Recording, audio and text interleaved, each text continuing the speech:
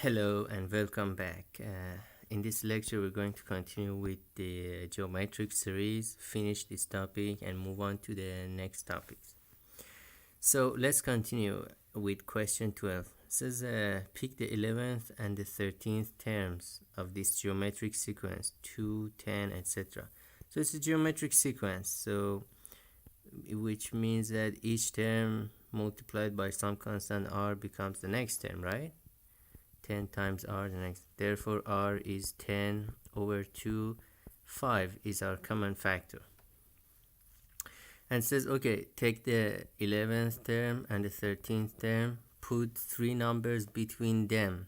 Three numbers between them to make a new geometric sequence, okay? And we want to create a new sequence. Let's call it Bn. And Bn starts with A11, some number A, some number B, some number C, and then A13, right? A new geometric sequence with 5 terms, okay? What is the common ratio of this sequence?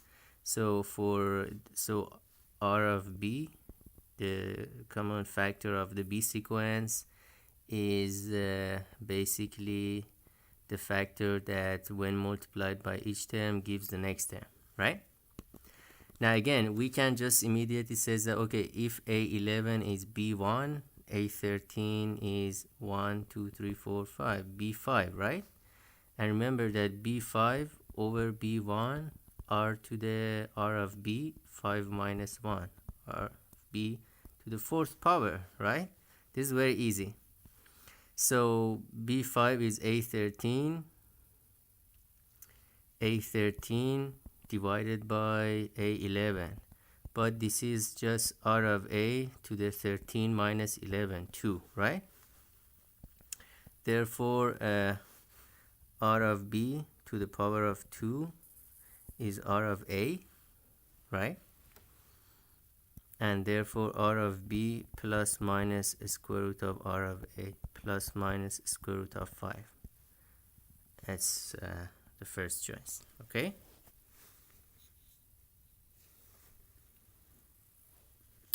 Alright, relation between nth and mth terms. Again, this is what we just discussed, and you can easily prove this with the general definition of the geometric sequence. So this is by definition. An is A1 times the common ratio to the n minus 1 power, and Am is the common first term, right? A1 was the first term times the common ratio to m minus 1. And then you just divide An by Am, right? A1's cancel out, you end up with R, n minus 1 minus m minus 1, which is n minus m, okay? Now for the arithmetic sequence, the analogy was that An minus Am was n minus md, right? Basically, D was An minus Am divided by n minus m. For arithmetic sequence, for geometric sequence. Again, the analogy here is that whenever you had minus, now you have a division. And then D times n minus m becomes R to the power of n minus m, okay? Multiplications becomes power, and then minus becomes division. And again, the same thing, if we have two indices that are equal, the sum of the two other indices, r plus s equals n plus m, and then ar times as equals an times am. Again, the key here is that the number of terms on each side should be equal. So equal number of terms on each side. If I have 3 terms on the left side, I should have 3 terms on the right side.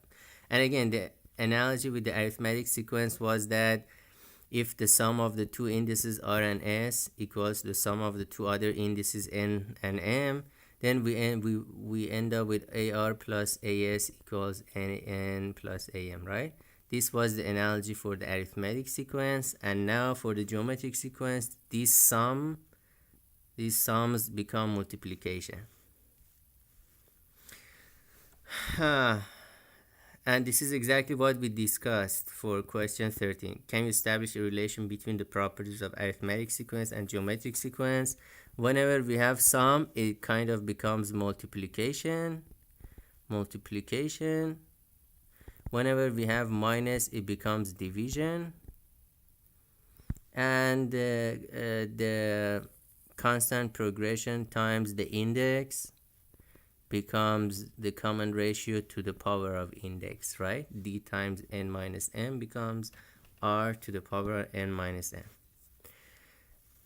And of course, if this analogy holds, then we should have a similar discussion for the equal distance terms from both sides, exactly the same way we discuss it for the arithmetic sequence. So if I have a geometric sequence a1, a2, a3 all the way to an, then we have these terms that are equidistant from each other. A1 an, this is one pair, right? A2 an minus a2 and an minus 1, a3 and n minus 2, and all these terms, for all these terms, the sum of the two indices is n plus 1, right? And if this is true, then AR times AS equals to AN times A1. Remember, we have to have two index on the right side, two index on the left side. Two terms on the left side, two terms on the right side, okay? A1 times AN, the sum of the indices n plus 1, a2 an minus 1, the sum is n plus 1, etc. You end up with the first term to the second power and r to the n minus 1. Now consider this geometric sequence a, ar squared, etc. If Pn is the product of the first n terms, what is Pn in terms of a and r? Okay, Pn is a1, a2 all the way to an. Sometimes this symbol pi is used for the multiplication of n terms. Ak, k goes, the product goes from 1 to n, right? So obviously we have n terms, so a to the power of n and r to the power of 1 to n minus 1. And this sum, let's call it sigma, small sigma, 1 plus 2 all the way to n minus 1. This is an arithmetic sequence, right? The sum of arithmetic sequence. And if you remember the equation, it was the number of terms, n minus 1, times the average of the first and the last term, n over 2. So n times n minus 1 over 2. Therefore, Pn is a to the power of n, okay? R to the power of n, n minus 1 over 2, which is a times r to the n minus 1 over 2, all of it raised to the power of n. Okay?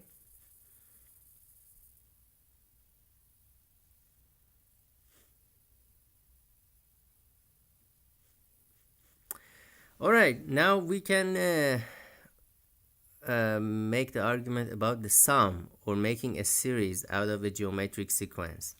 And again, the same relation between Sn and S minus 1 holds, right? Sn minus 1 holds. This is a general property of series. So this is a general property.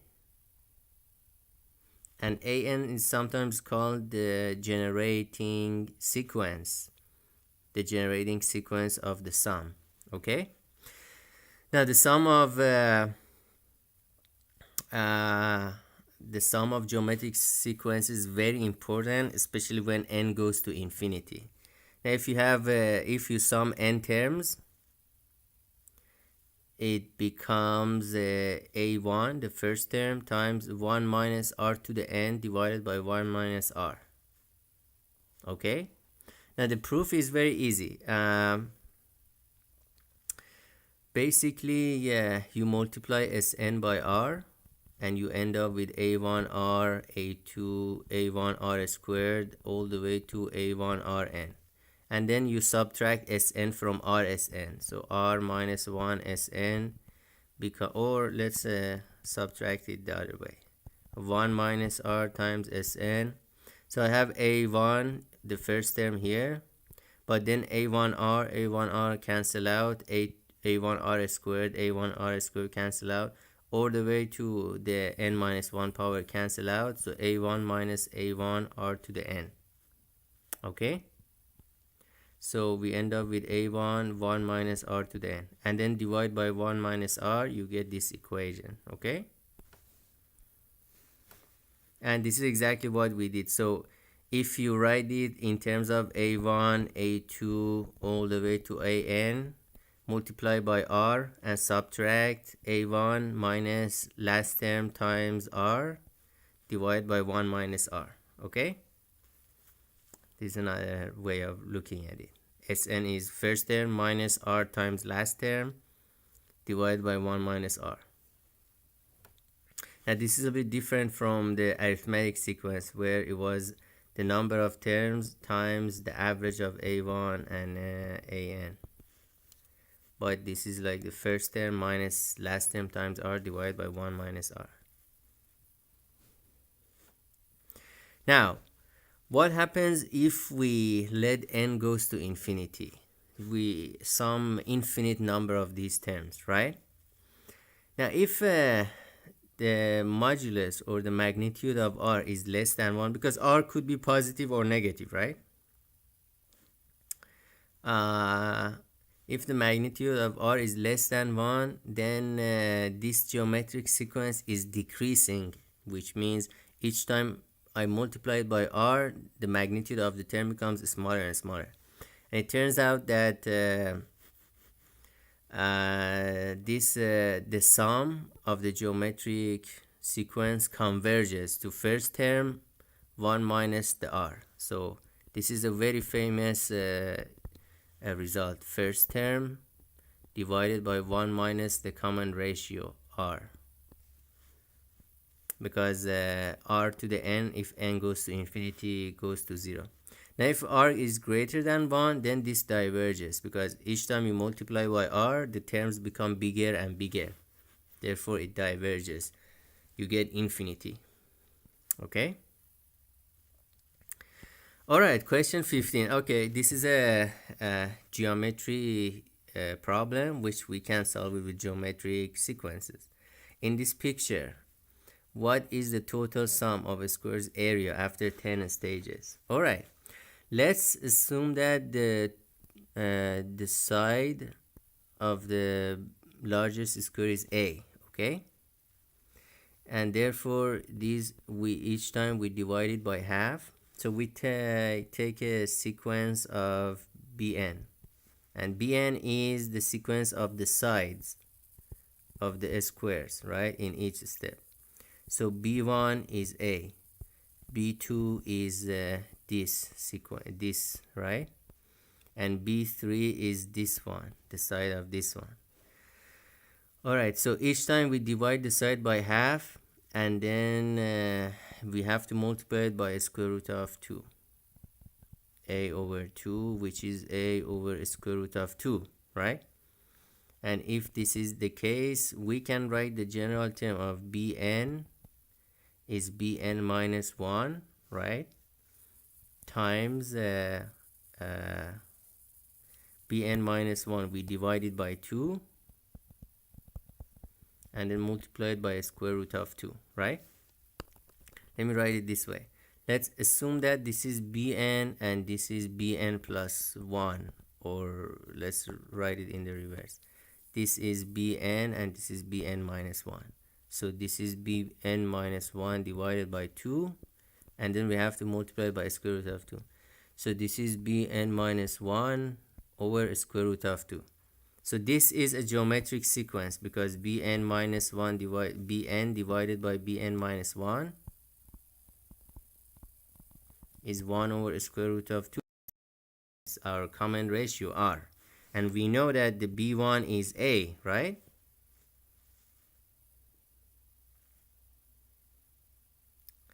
And therefore We have our geometric sequence. For the sides, bn is a times 1 over square root of 2 to the power of n minus 9. And then the area, let's call it capital A. The area of a square is its side, the side squared, right? A squared divided by 1 over 2 to the n minus pi. But a squared is just the area of the first square, the largest square, right? 1 over 2 to the n minus 1. Now this is a geometric sequence. Therefore, if we are looking for the sum of the 10 terms, it's just the first term, 1 minus 1 over 2 to the 10 divided 1 minus 1 over 2. It's 2, the area of the first one, 1 minus 1 over 1024, 1024. Okay? This is very easy. Alright, question 16.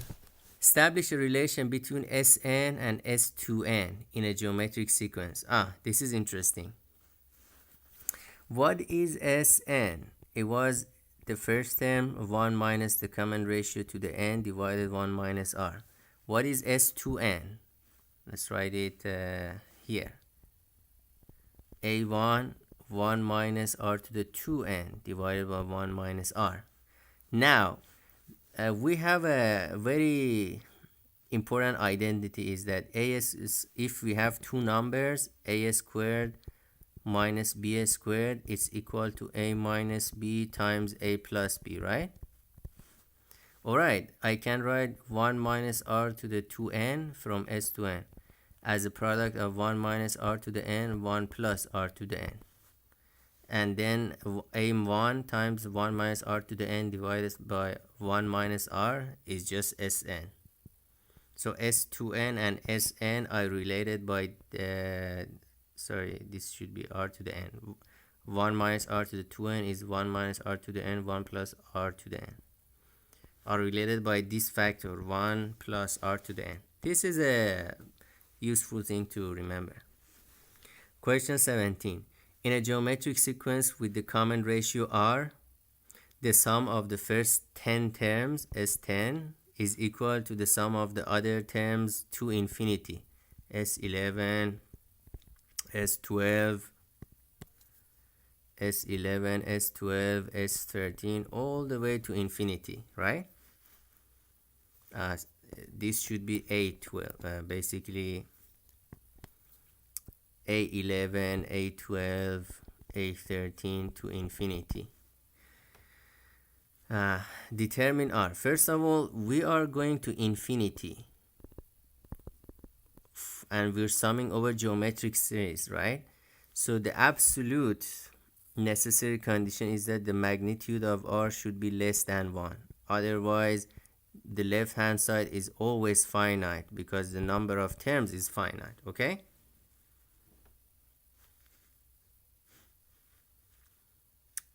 Alright, how do we determine this? It's very easy. S10 is A1. Basically what I'm going to do is that A11 to infinity is basically A1 to infinity minus A1 to A10, right? Therefore, we have S infinity minus S10. Therefore, S10 should be S infinity over 2, right?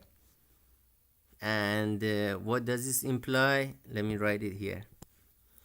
So what is S10? It's A1, 1 minus R to the 10 divided 1 minus R.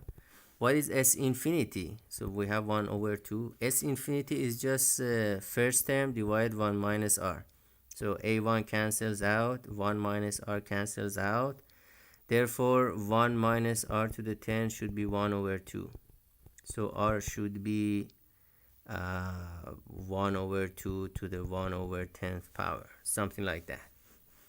Okay, so the whole point here was that from 11 to infinity, I can write it from 1 to infinity minus 1 to 10. And then S10 becomes half of the S infinity over 2. Alright, consider geometric sequence. Pick up the first and third and fifth terms. And okay, so we have a sequence AN, and we take a1, a3, and a5 and make another make them the first and fourth and sixth terms of an arithmetic sequence. So Bn. So An is a geometric sequence. Bn is arithmetic. Just we have to be careful. And Bn such that B1 is A1, and then we have B2,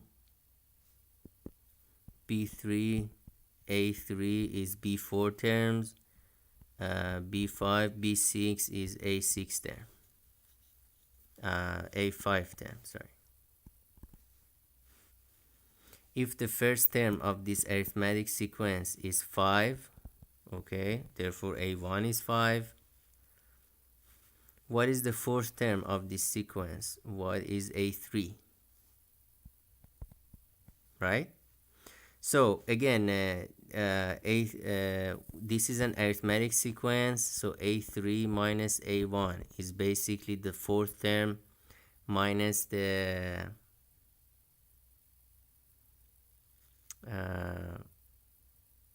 fourth term minus the first term, right? Which is 3 times D. And A5 minus A1 is the sixth term minus the, so it's 5D, okay? And we also know that A3 is basically A1 times R squared, and R comes from the geometric sequence, right? And A5 is A1 R to the 4. So what we end up with is that A1 R squared minus 1 is 3D, and A1 R squared minus R to the 4th power minus 1 is 5D, okay?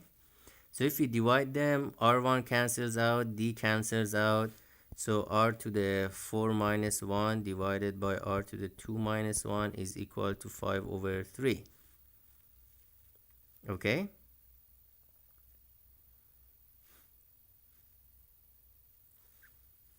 And 3R to the 4 minus 3 should be equal to the 5R to the 2 minus 5. And therefore,